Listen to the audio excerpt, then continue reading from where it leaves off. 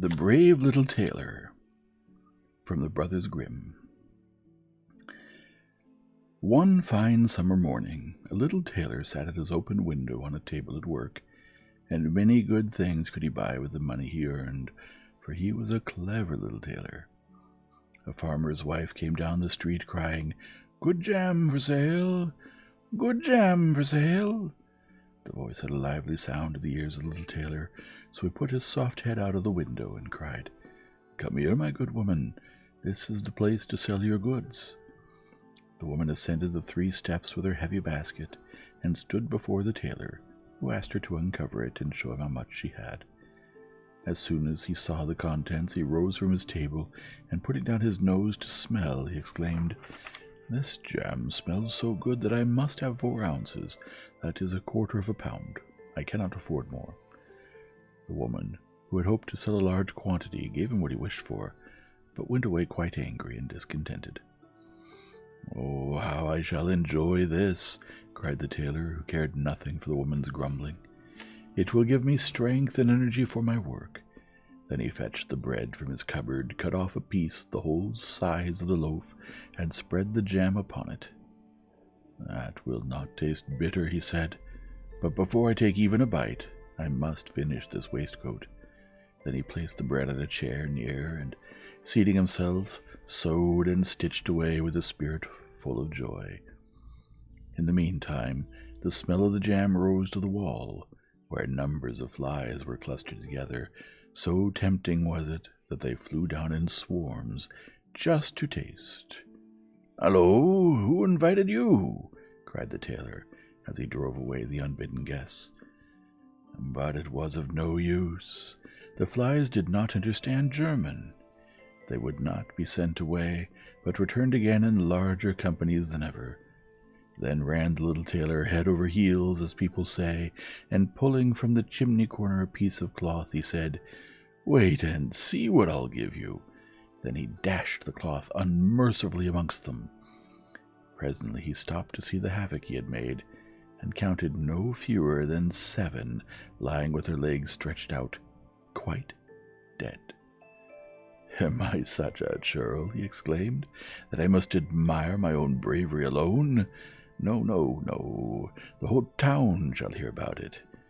And the little tailor, in great haste, cut out a waist-belt, on which he sewed and stitched large letters, forming these words, "7 at one stroke." "This town," said he, "indeed the whole world shall hear of it," and his heart waggled with pride like a lamb's tail. The little tailor bound the girdle round his waist, and determined to go out into the world, for he considered his workshop too small for a display of such bravery. Before starting, he searched in every corner of the house to discover if there was anything he could take with him, but found nothing but an old cheese which he stuck in his pocket. As he passed out, he saw before the door a bird caught in the bushes. This he also placed in his pocket with the cheese. Then he set out on his journey, tripping lightly along on his legs, for he was so light and pliant that he could walk a long way without feeling fatigue. The road he took led him up a high mountain. When he reached the summit there, quite at his ease, sat an enormous giant who looked at him in a friendly manner. The brave little tailor went straight up to him and said, "Good morning, comrade. Upon my word, you have a grand prospect of the world stretched out before you. As for me, I'm traveling in search of adventures. Will you go with me?"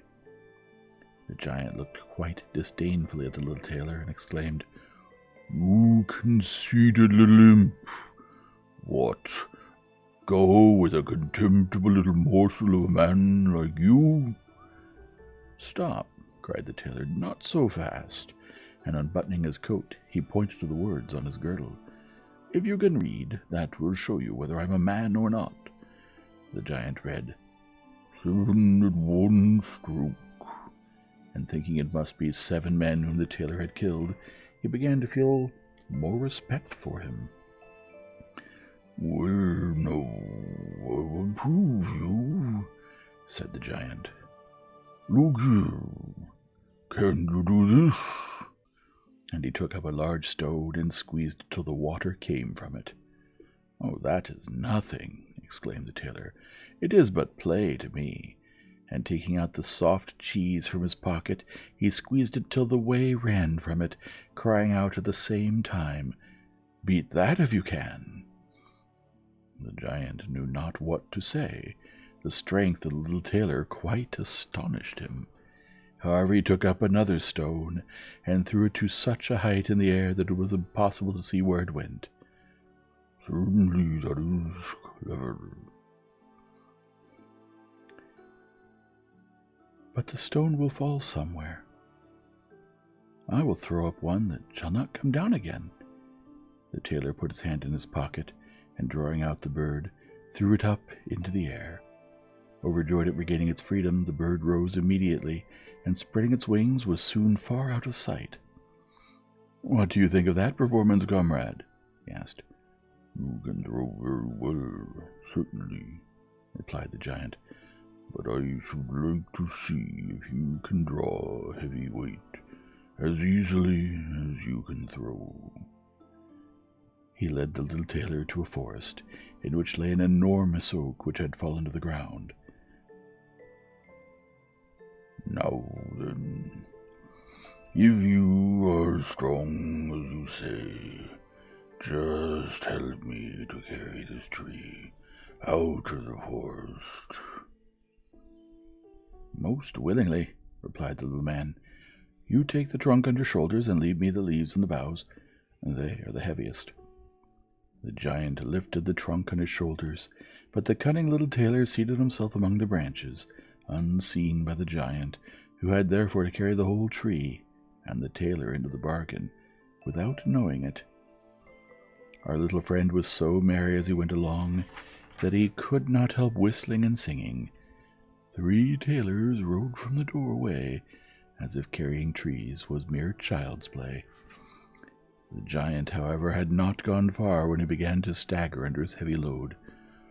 "I cannot move a step further," he cried.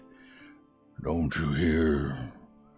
I shall let the tree fall." At this the tailor sprung lightly down, seized the tree with both hands, and exclaimed, "Well, you can't be so very strong not to be able to carry such a tree as this." They left the tree, and walked on together till they came to a cherry tree loaded with ripe fruit. The giant seized the topmost branch, and bending it down, placed it in the tailor's hand, and told him to eat as many as he liked. But the little man had not strength enough to hold the branch, so up it sprang again, carrying the little tailor high into the air, and letting him fall on the other side, but without hurting him at all. "What?" said the giant. "Had you not strength enough to hold such a twig as this?" "My strength did not fail me," he replied. "Do you suppose a man who could kill 7 at one stroke would find this a difficult task? I sprung over the tree because I saw a number of hunters shooting in a wood close by. Now you do the same. I should so like to see you spring over." The giant made an attempt, but he could not clear the tree. He only entangled himself in the branches, so that in this also the tailor gained the upper hand. Then the giant said to him, "As you are such a clever little fellow, you had better come home with me to my cave and stay the night." The tailor was quite ready to accompany him, and when they reached the cavern there sat 2 other giants before a blazing fire, each with a large roast sheep in his hands, eating his supper. The little tailor seated himself and thought, "Well, this is a sight worth coming out into the world to see." The giant then showed him a bed in which he could sleep, but when he laid himself down it was so large that he got up again, and creeping into a corner, curled himself round and went to sleep. At midnight, the giant, thinking his visitor was fast asleep, rose up, and taking a heavy iron bar, struck a blow at the bed which broke it right through. "Ah," thought he, I must have killed the little grasshopper and got rid of his cunning tricks now. But the next morning, when the giants went out into the wood and were not thinking of the tailor, he walked up to them as brave as ever, and looking as fresh and merry as a bird. The giants were so alarmed at the sight of him come to life again, as they thought, and remembering that he could kill 7 at one stroke, they quite expected he would be the death of them all. So taking to their heels, they ran away quickly, and were soon out of sight. Then the little man journeyed on, always following his nose, as the saying is, till, after wandering a long time, he arrived at the entrance court of a king's palace. Feeling very tired, he lay down on the grass, and soon fell asleep. While he lay there, the people passing read on his girdle, 7 at one stroke. "Ah," exclaimed one, "what can a great warrior like this want here in time of peace? He must be a great hero." So they went and told the king, and suggested to him that in case a war should break out, it would be a great advantage to secure the services of such a wonderful and clever man at any price. The king listened to this counsel, and sent one of the gentlemen of the court to tell the little man as soon as he awoke that he wished to enlist him in his service. The messenger remained by him, and waited till he at last opened his eyes and stretched his limbs. Then he delivered his message. "Ah, yes," exclaimed the little man, "that is exactly what I came for. I wish to be enlisted in the king's service." Then was he received at the palace with high honors, and handsome apartments prepared for his use. But the military men at the court were jealous of the little tailor, and wished him thousands of miles away. "What will become of us," they said one to another, "if we should quarrel with him or attempt to fight him? If he can kill 7 at one blow, there will soon be an end of us all." So they formed a resolution, and went together to the king, and resigned their commissions, saying they could not associate with a man who could kill 7 men at one blow. The king was very much vexed when he heard this determination, for he did not like the idea of losing all his old and tried servants on account of this stranger, and began to wish he had never seen the tailor. But how to get rid of him he knew not, for he might kill them all and place himself on the throne. The king reflected long and deeply on the subject, till at last a plan suggested itself. So he sent for the tailor, and told him that, as he was such a great hero, he wished to make a proposal to him. "In a forest, not far from here, 2 giants dwell who have committed so many dreadful deeds of robbery, murder, and violence that no one will venture near where they live, for fear of losing their lives. Now, to whosoever shall vanquish and destroy these dreadful giants, I will give my only daughter in marriage, and the half of my kingdom as her dowry. And if you will undertake to do this, I will send an escort of 100 knights with you, to assist you in any way you wish." "Well," thought the tailor, "that is a reward worth trying for. Especially for such a man as I am, it is an offer not met with every day." So he replied to the king, "Yes, sire, I will overcome the giants, but the 100 knights will be of no use to me. I who have slain 7 at one blow am not likely to be afraid of 2. Then the tailor boldly set out on his enterprise, the 100 knights following him, but when they reached the borders of the wood, he told them to remain there till he returned, as he would rather go alone to attack the giants. They stayed behind gladly, while the bold little tailor rushed into the forest and looked cautiously around. After a while he saw the 2 giants lying fast asleep under a tree, and snoring so loudly that the leaves above them were shaken from the branches and fell to the ground. The little tailor was not idle. He ran quickly and filled both his pockets full of large stones. Then he climbed up into the tree, and, sliding out to the end of a branch under which the sleepers lay, let fall upon the chest of one of the giants 1 stone after another. It was a long time before even this could disturb him, but at last he woke, and pushing his companion roughly, exclaimed, "What do you mean by knocking me about like this?" "You're dreaming," said the other. "I never touched you." And presently they were both sleepy again. Then the little tailor threw a heavy stone on the other giant, who woke up in a rage and cried, "You're striking me now. What do you mean by it?" "I never struck you," he growled. They were both so ill-tempered at being disturbed that they quarreled till they were tired, and then lay down to sleep again. As soon as their eyes were closed, the tailor began again at his game, and choosing the largest stone he could find, threw it with all his strength on the chest of the first giant. "This is really too bad," cried he, springing up in a fury and striking his comrade against the tree so violently that it trembled. The other returned him as good as he gave, and a regular combat followed. So furiously did they fight that they uprooted the large tree near them to use as weapons. The earth shook under their feet, and the conflict only ended when they both lay dead on the ground. Down sprang the little tailor, exclaiming, "It is a lucky thing for me that they did not uproot the tree in which I sat, or I should have had to spring like a squirrel from one tree to another. However, it's all right now." Then he drew his sword, and after cutting the throats of the giants, went out of the forest and returned to the knights who were waiting for him. "The deed is done," he said. "I have made an end of them both. It was no easy task, I can tell you, for in their struggles for life they rooted up trees for weapons, but all this was useless against one who has killed 7 at a stroke."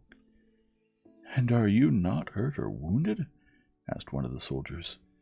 "Not a very likely thing," he replied. "No, not a hair of my head has even been ruffled." The soldiers would not believe him till he led them into the wood, where they found the giants weltering in their blood, and the trees they had rooted up lying near them. The little tailor returned to the court, and presented himself before the king to claim the promised reward. But the king regretted having promised, and all his anxiety now was to get rid of the little hero.